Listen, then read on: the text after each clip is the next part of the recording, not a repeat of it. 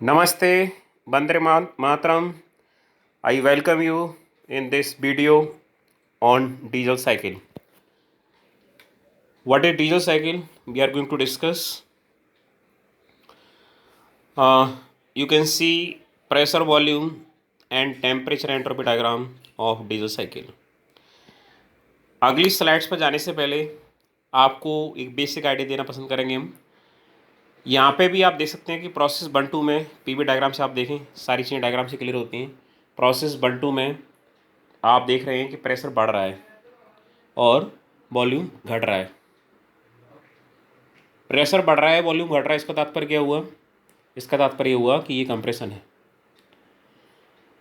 2-3 की बात करें तो 2-3 को आप देखें किससे? टीएस डायग्राम से। तो 2-3 में क्या हो रहा है? एंट्रोपी बढ़ रही है, टेम्परेचर भी बढ़ रहा है। इसका मतलब हीट एडिशन प्रोसेस है या हीट ऐड हो रही है सिस्टम के अंदर।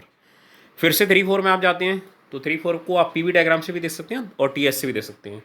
प्रेशर वॉल्यूम डायग्राम में 3-4 में प्रेशर कम हुआ है और वॉल्यूम बढ़ा है, मतलब ये एक्सपेंशन है।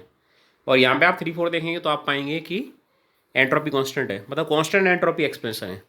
फाइनली 4-1 में you can see entropy is decreasing, temperature decreasing, it means this heat rejection. कौन सी प्रोसेस है?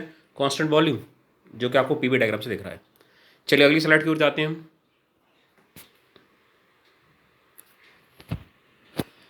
Diesel cycle is an ideal cycle on which diesel engine works.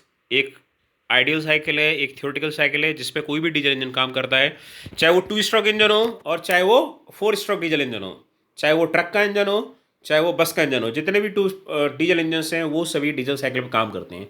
Rudolf diesel नाम के एक वैज्ञानिक थे, उनके नाम से ही ये साइकिल जानी जाती है।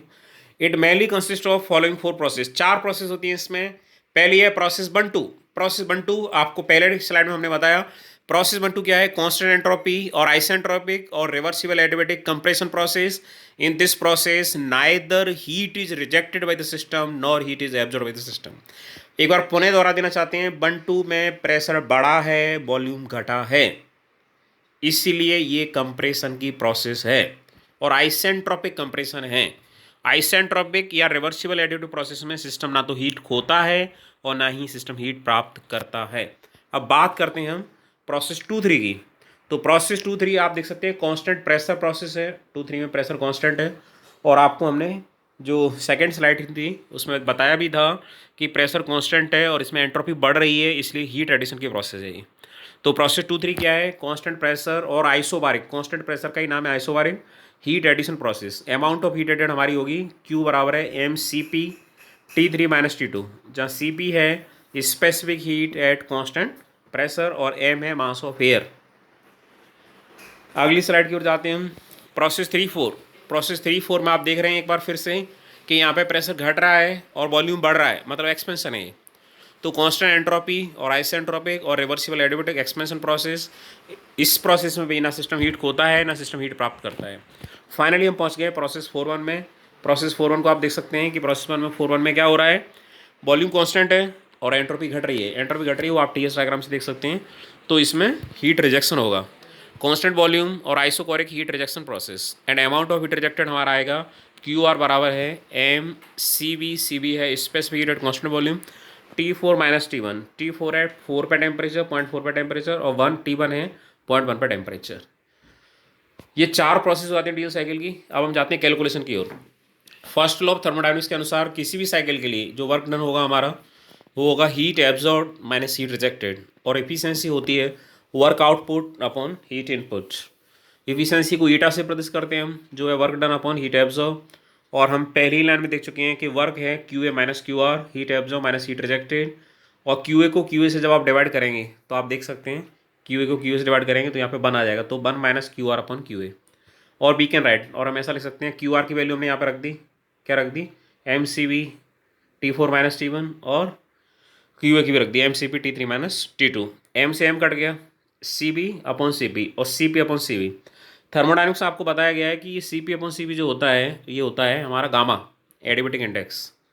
गामा एडियाबैटिक इंडेक्स होता है।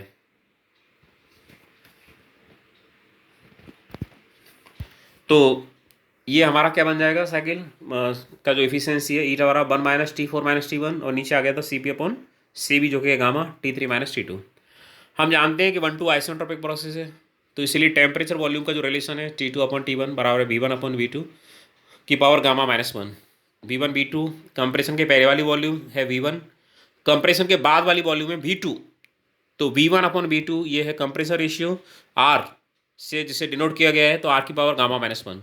और हम इससे क्या ले सकते हैं, इससे हम T2 को T1 के टर्म में एक्सप्रेस कर सकते हैं। तो हमें मिल गया है क्या, ये T2 को हम T1 के टर्म में एक्सप्रेस कर पा रहे हैं। तो T2 बराबर मिल गया है T1 इंटू R की पावर गामा -1। अब प्रोसेस 2-3 की बात करें, प्रोसेस 2-3 कैसी है, कांस्टेंट प्रेशर प्रोसेस है, आप डायग्राम देख भी सकते हैं, कांस्टेंट प्रेशर प्रोसेस है ये। तो आइडियल गैस इक्वेशन हम लगाएंगे यहाँ पे, जो भी गैस है उस पर आइडियल गैस इक्वेशन लागू होगी 2-3 में। तो P2V2/T2 बराबर है P3V3/T3। तो P2 से तो P2 कट जाएगा, P2 से P2 कट जाएगा जी, ये वाला क्यों कट जाएगा, क्योंकि आप जानते हैं कि P2 P3 बराबर है, ये प्रोसेस आपको नज़र आ रही है कांस्टेंट प्रेशर प्रोसेस है। तो हमारे पास क्या रह जाएगा, प्रोसेस 2-3 कांस्टेंट प्रेशर प्रोसेस, सो P2 बराबर है P3। अब P2 से P3 कट गया तो हमारे पास बचता क्या है, V2/T2 बराबर V3/V3। इससे हमने टेम्परेचर को एक साथ लिया है, तो T3/T2 बराबर V3/V2। लेकिन V3/V2 को हम बोलते हैं कट ऑफ रेशियो, और रो से नोट करते हैं इसको, रो कट ऑफ रेशियो। सो T3/T2 की जो वैल्यू V3/V2 के बराबर है, यहाँ पे आप देख पा रहे हैं, लेकिन V3/V2 किसके बराबर है, कट ऑफ रेशियो के। तो T3/T2 बराबर हो गया कट ऑफ रेशियो, यानी T3 हमें आ गया किसके टर्म में, T2 के टर्म से, रो T2। लेकिन T2 अभी हमने पिछली स्लाइड में ही T1 के टर्म में एक्सप्रेस किया था, और उसकी वैल्यू रख दी हमने T1 R की पावर गामा -1। तो यहाँ पे क्या हुआ है, यहाँ पे T3 T1 के टर्म्स में आ गया है, T2 भी T1 के टर्म्स में आ गया, और T3 भी T1 के टर्म्स में आ गया। अब हम पहुँच जाते हैं प्रोसेस 3-4 पे, ये भी आइसेंट्रोपिक प्रोसेस है। तो जो टेम्परेचर की जो रिलेशन वहाँ लागू थी वही लागू यहाँ पे होगी। तो T3/T4 बराबर है V4/V3 इंटू गामा की पावर गामा -1। लेकिन V3/V4 या V4/V3 ये कंप्रेसर रेशियो नहीं है, क्योंकि यहाँ पे कंप्रेशन नहीं हो रहा है। लेकिन V4 की वॉल्यूम और 1 की वॉल्यूम बराबर है, तो हमने V4/V2, आप देख सकते इस एक्सप्रेशन में V2 का ऊपर नीचे मल्टीप्लाई किया, V2 ऊपर लेगा V2 नीचे ले आए, और पुनः अगले एक्सप्रेशन आप जाएंगे तो V4 की जगह हमने यहाँ V1 लिख दिया है, दिस इज V1, क्योंकि V1 V4 के बराबर है, V1/V2 और V2/V3। V1/V2 क्या है, R कंप्रेसर रेशियो, V2/V3 क्या है 1/रो, या रो बराबर क्या है V3/V2। तो आ गया ही R की पावर R/रो की पावर गामा -1। इससे हम क्या करेंगे, T4 को T3 की टर्म्स में लिख पाएंगे। अगली स्लाइड में पहुंच गए, तो T4 बराबर मिल गया हमें T3 into rho upon R की पावर गामा -1। और हम कह सकते हैं T3 ऑलरेडी हम T1 के टर्म में प्राप्त कर चुके थे, तो उसकी वैल्यू यहाँ पर रख देंगे, रो T1 R की power gamma -1 into rho upon R की पावर गामा -1। आप देख रहे हैं यहाँ पे R की पावर गामा -1 ऊपर भी और नीचे भी है, तो कैंसिल आउट हो जाएगा। और रो की पावर कितनी है, 1, और यहाँ पे गामा -1, तो टोटल रो की पावर हो जाएगी गामा। तो T4 मिल गया हमें T1 के टर्म्स में, T3 मिल चुका है T1 के टर्म्स में, और T2 पहले से ही मिल चुका था हमें T1 के टर्म्स में। तो यहाँ पे एफिशिएंसी को जब हम रिड्यूस करते हैं, कैलकुलेट करते हैं, तो तीनों टेम्परेचर को एक ही टेम्परेचर के टर्म में एक्सप्रेस कर लेते हैं। T1 के टर्म में यहाँ पे हमने किया हुआ है। इन सारी वैल्यूज़ को, T2 को, T3 और T4 की वैल्यूज़ को हम इक्वेशन फर्स्ट में रखने वाले हैं। इक्वेशन फर्स्ट में रखते हैं, आपको याद है इक्वेशन फर्स्ट हम पहले ही मान चुके हैं, 1 - T4 - T1 upon gamma T3 - T2। इसमें सारी वैल्यू को हमने सब्स्टिट्यूट किया, आप देख सकते हैं सारी वैल्यू को सब्स्टिट्यूट किया, तो फाइनली हमें जो एक्सप्रेशन मिलता है डीजल साइकिल की, उसके लिए एफिशिएंसी के लिए मिलता है, वो एक्सप्रेशन आप देख पा रहे हैं इस बॉक्स के अंदर है। ये आपको प्रूव करना होता है, याद रखना होता है, इस पर कई बार न्यूमेरिकल भी पूछे जाते हैं। तो that is all about diesel cycle. पूरी डीजल साइकिल यहाँ पर आपको समाप्त हो जाती है, पूरा डेरिवेशन हो जाता है।